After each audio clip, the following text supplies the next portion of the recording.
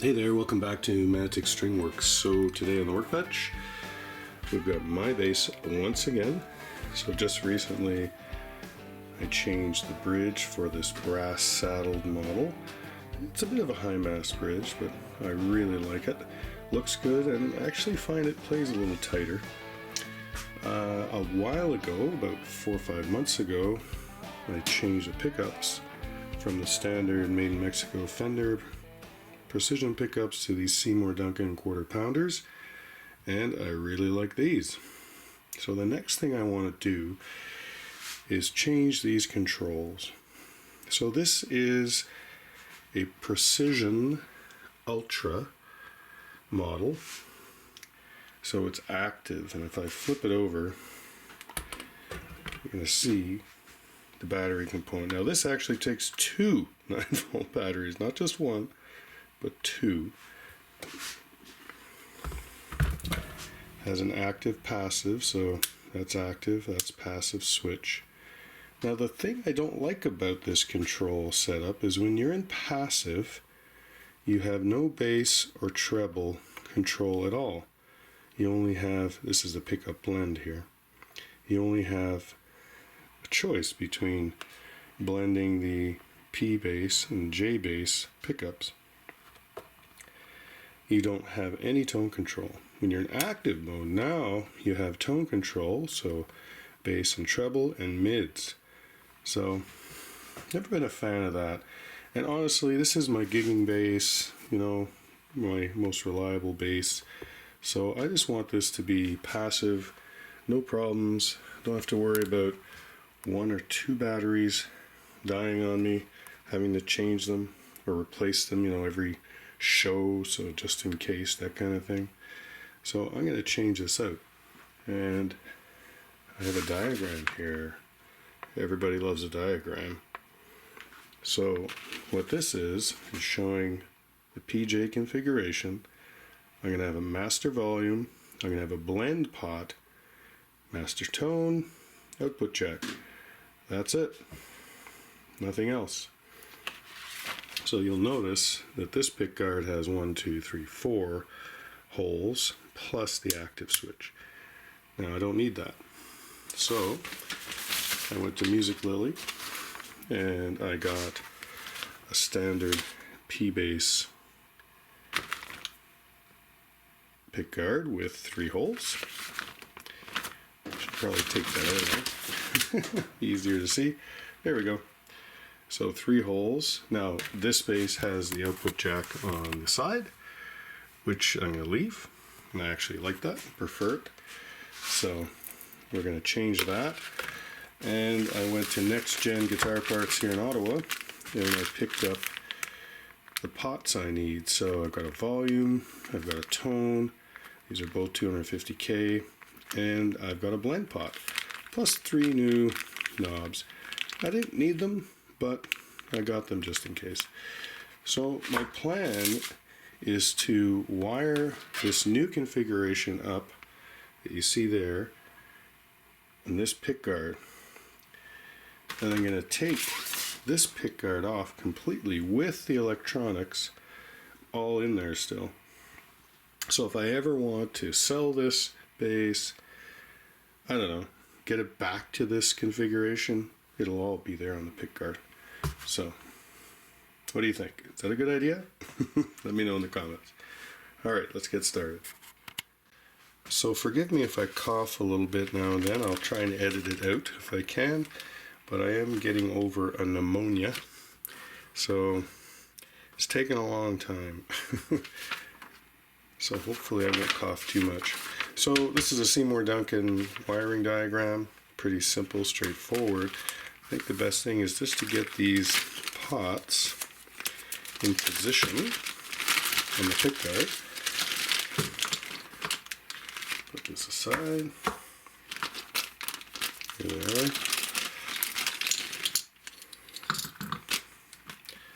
Alright. So we've got 250K, 250K. So that's going to be the volume and the tone. And then we have this special pot, which is a blend pot, which I actually haven't, I have not wired this from scratch before. I've resoldered a couple. But yeah, this should be interesting. So there's an indent right in the middle. So I turn it. There, that's the middle. And you go left or right, right? So neck or bridge. So you can feel that right away, that you know you're right in the middle. So that's kind of cool. So these, we're going to get these on. And it's always good, you know, to follow the diagram exactly, so orient everything the same way. So I'm going to take this pot first. Now, like all pots, we have a few washers, we have a few nuts. So I'm going to take everything off. And I don't see any lock washer on there. I kind of want one of those, so let me get that. So I do have a bag of lock washers. I always have a few of these hanging around. I keep them. These are new. I bought them as like spare parts. This will just prevent them from spinning around like crazy. Okay, put one in. So what you want to do is we want to put lock washer first. Then we put the flat washer. Then we put it through the hole. Move this out of the way. Then we put the flat washer. Then we put our nut. And we tighten it all down. I've got fumble fingers tonight here, sorry about that.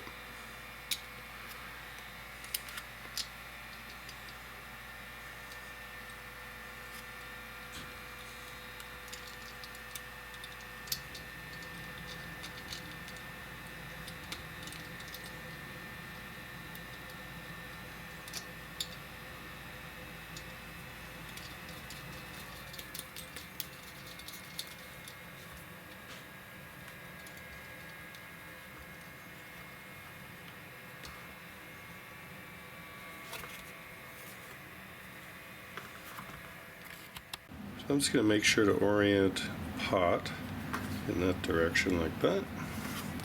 Then I've got a 1/2-inch socket, a long socket here. I'm just going to turn it by hand just to snug it up, get it in position. That looks good. And I can tighten that up with a wrench here. Again, I'm holding the pot in position. It doesn't spin, and that lock washer should hold everything where we need it. There we go. That's good and tight. Alright, let me do the other two. So I'll show you something up close here as I was putting these pots on. So because this is very thin material, right, the pickguard, these two pots I didn't put the extra washer on the inside like that, or the nut I should say.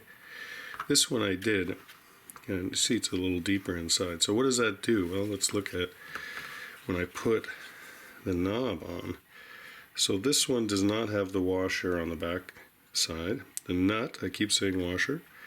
If I put the control on, you can see that it's raised above the pickguard just a little bit there. And I guess you can see, if you looked at it, you could see that nut there. Now this one, I put the nut on the inside, around the back side as well, as a spacer. Now when you put that on, it sits right up against the pickguard. So, you know, I think aesthetically, you're never going to see that. And you don't run the risk of it actually rubbing up against the pickguard. So, I don't know. You tell me which one you prefer. I think I kind of like it raised a little higher, and that way I know it's not touching the pickguard. So I guess in the end, it's up to you if you put the flat washer on first and then the lock washer. I found that both, you know, seem to lock that pot in there pretty good. So just wanted to show you that too. You don't have to get too worried if you think you put it on the wrong way.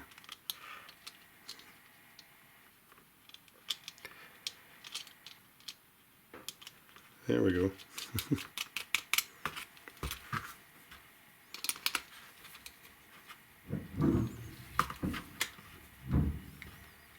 Yeah, that locks on very nicely.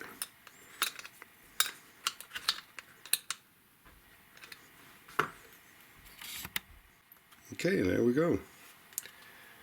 We have the 3 pots, so the volume, tone, and the blend all in position. A little different orientation on the diagram, but I couldn't actually get this tone to go that way because we'd be outside of the pickguard. So that's no problem. That's fine the way it is. Alright, let's look at wiring this up. So the first thing I'm going to do here is on the master volume, I'm going to bend over this 3rd lug and see if it'll touch the body of the pot. No, it won't. Okay. So we have to make a ground connection there. So I'm just going to bend that back a bit. So I need a wire to go from here to there. Okay, well, I've got all the wiring done that I can do without putting this into the base and hooking up basically the hot and grounds from each of the pickups, and then the ground wire to the bridge, which will come from the bridge, and then the output jack. So I've double checked it. I think I've got everything right. Sometimes you mess it up, but you can always desolder it and do it again.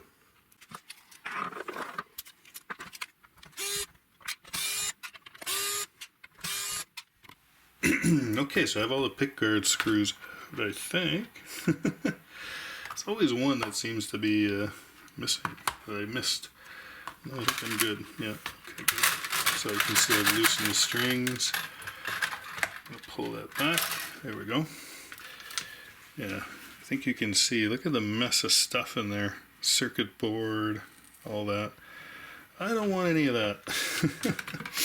So I'm going to, first of all, identify my pickup wires.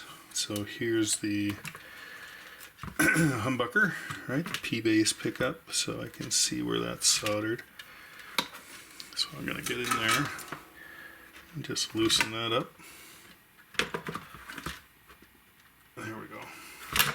Whoa, keeps falling.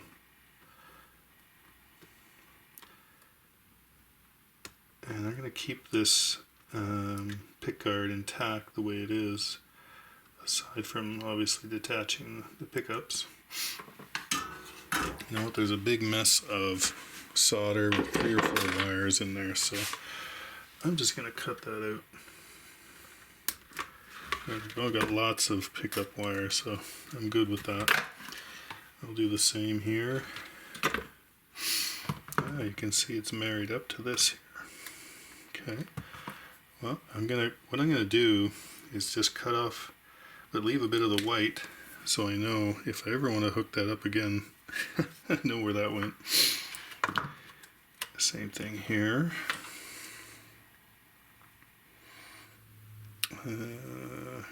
Yeah, this way. Again, lots of wire for that pickup. It's good. That's a ground wire. Where's the other wire? Right here. Right to the output jack. That's interesting. Or no, sorry, that is the tone pot. I'm going to get on that too. Snip, snip. And I'm going to see if I can get this output jack one off. It's a little stubborn, the soldering here. Not sure why. Again, you don't want to heat this stuff up too much. There we go. Okay, that came out. I'm glad. Okay, and then there's another one here, which goes to there. Right there. think we're almost free. I've got a ground wire to undo. There we go. Oh. Now this red one, pretty sure that's the bridge wire. Okay, the bridge ground. So again, I'm just going to cut that off. If I need to run a new one, I will run a new one. And the same with this. Yeah, again, I've got lots of wires, so goodbye. Perfect.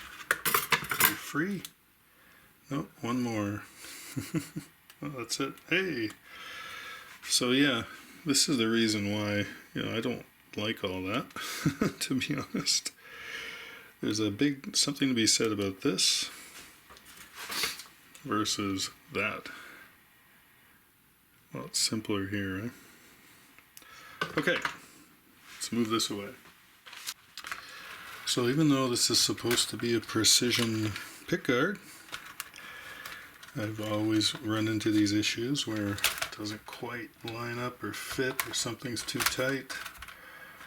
So I'd rather check that out now before struggling with it after I've soldered stuff on. So it looks like right here, everything lines up okay there. Looks like right here for some reason, that little horn, little plastic horn might be a little tight. So I might need to shave that off a little bit.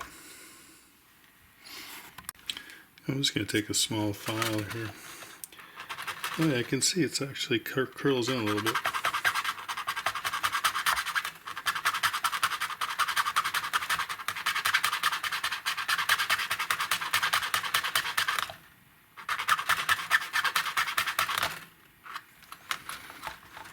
I think I'm going to need a lot. Just whoop. There we go. It's starting to fit in there. Okay. And of course, the pickups, sometimes you have to raise them, get them out of there. So I think the holes are all lining up, which is a good thing. Okay, finessed everything in there, and it's fitting. It's tight. I had to shave a little bit around the pickups too. I might take a little bit more off, make it easier on myself, but it's good. It fits. Okay, now that I've fussed around with that pickguard enough, I'm going to just strip back these wires a little bit.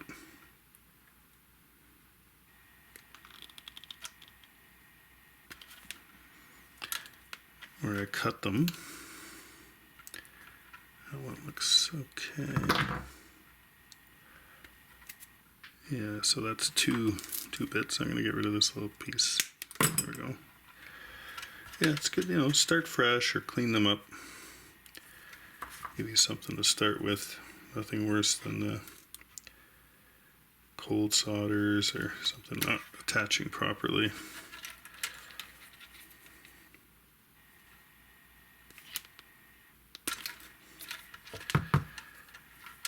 A red wire for the bridge ground. Haven't seen that too often. I don't mind. Okay, just checking. So these two are my neck pickups, so the humbucker. This is the ground that goes to the body. This one, let's see here what we've got. Oh, I knew there was one missing. This is the pickup wire, the ground for the pickup, the jazz pickup. There we go.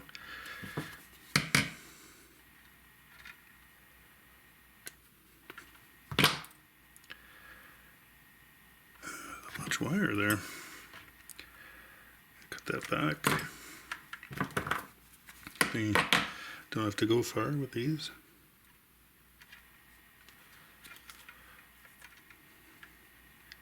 I'm no electrician or electronics guru, so you don't have to tell me how bad I am at this in the comments. You can if you want. Alright, so there's for the jazz pickup.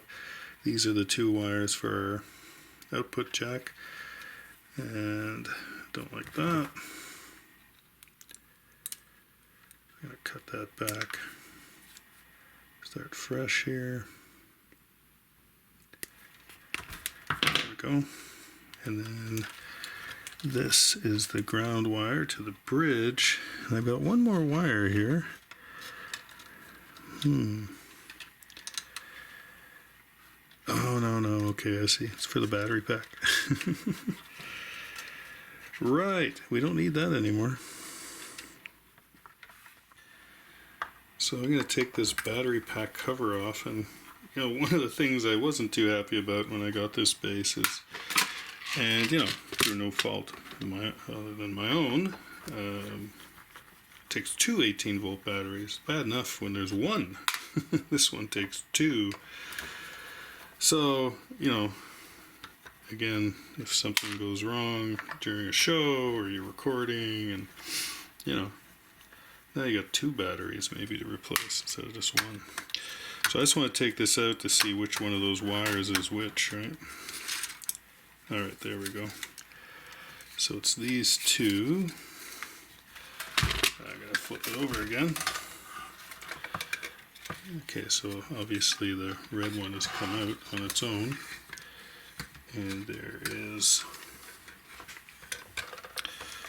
this is the other one, and then we should have a ground wire to the bridge right there. Okay. I'm actually going to take off the output jack too. Wow, you're getting all this disassembly footage for free.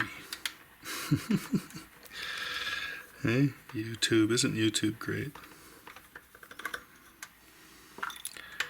I put this right back on, but I just want to make sure I'm cutting the right wire. So the battery pack has a ground wire too, of course. Pull this out as far as I can. There we go.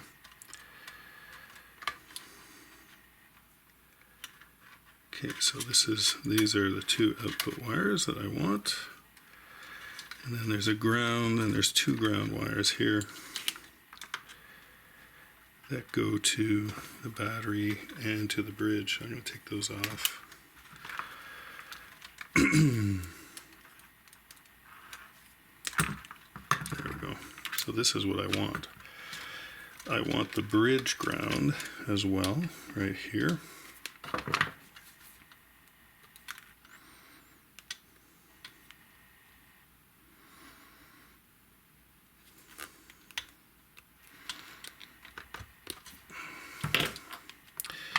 Now, let's flip this back over. We have our battery pack. Now, ideally, I would just have some sort of cover plate, right? But that's not made. So I guess I'll put this back in there. I'll just wrap these wires around.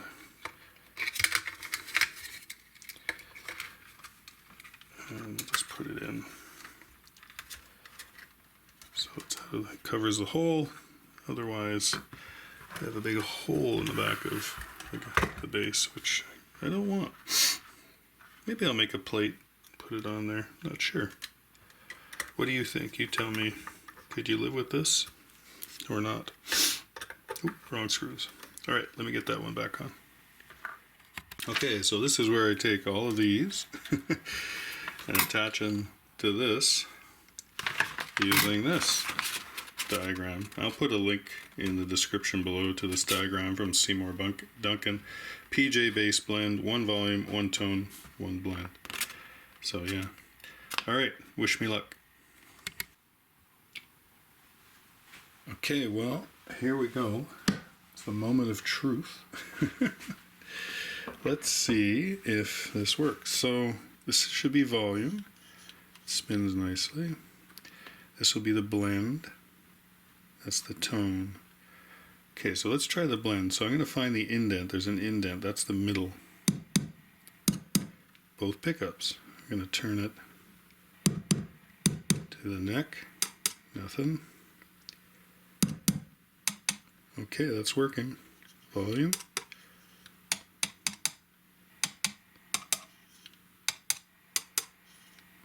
Got no volume going on here.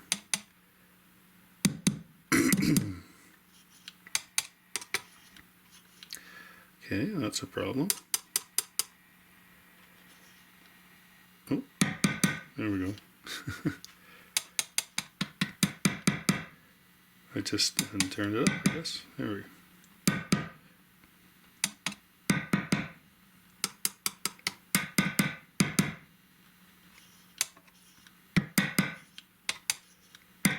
Okay.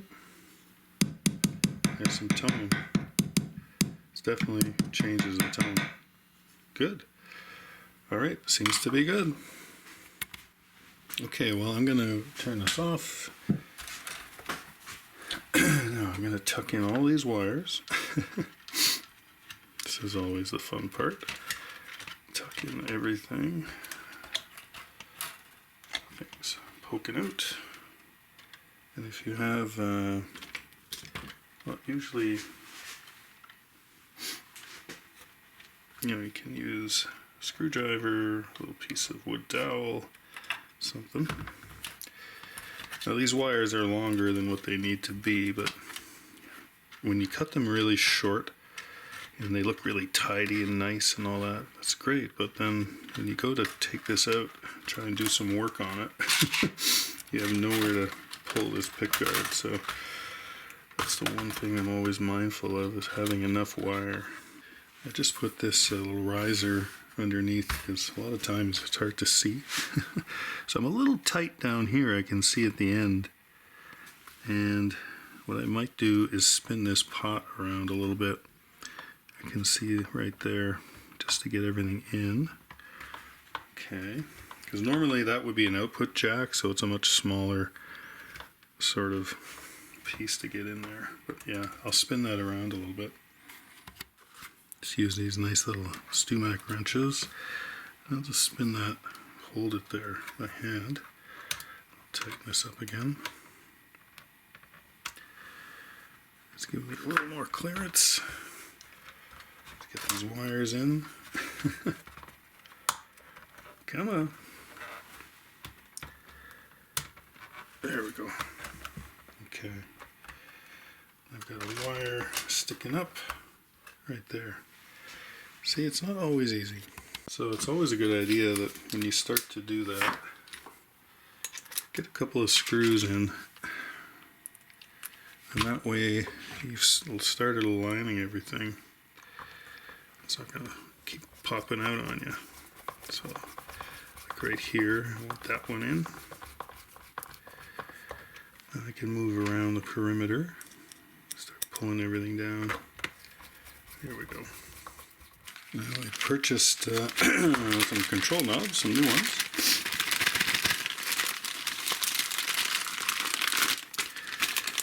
And I'm a big fan of the control knobs that have the knurling, right, on the side. So when you grab them, your fingers don't slip off them. So I really like that. So this has a set screw in it with a very small screw head. Is that big enough? Yeah, it is. Okay, good. So I'm just going to put that on. Doesn't matter where the screw head is.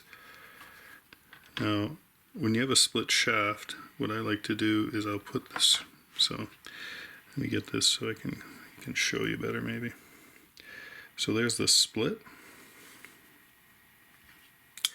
Then you put the screw right in line with that split. This way you're not compressing that shaft. Okay, I have the smaller screwdriver here. There we go. So when you tighten it like that, it's not going to squeeze that shaft and deform it. It doesn't come off. You know, the other trick I've used in the past is you can take like an old pick and you cut a piece that goes in there, or a piece of wood or something, and then that prevents the shaft from compressing if you tighten down, you know, a set screw that's on there. So I'm a big fan of making sure that the volume knob especially turns really well, easily, like my fingers aren't going to slip. There, that's looking like a P bass. Maybe one extra knob, right? So, okay, I just tightened the strings up, or trying to at least, with these pickups, just to get them in there. They're super high, so let me just get these back down to about where they should be, and I can adjust them. Okay, we're all tuned up. Let me just check the pickup height action here. So press down the last fret. That's actually pretty good. I like to do the third and fourth, and the first and second the same. So 1/8 on the bass side, 3/32 on the treble. Don't forget you can buy the pickup height gauge and string height gauges at manticstringworks.com. Shameless plug. Let me check this side. That could come up. Yeah, so this one will come up a little bit. This one a little bit too. There. That should be good. Nice. Okay. The eagle-eyed among you might have noticed this. I wasn't going to take it off till I finished working on it, of course. And there's actually 2 layers on this pick guard. So it's like double bagged, double protection. Alright, I'll get that off after. Okay, so what was I hoping to accomplish with this? I wanted to take this from an active bass to a passive bass completely. So now the 2 pickups are controlled by a blend here. Let's put some volume on.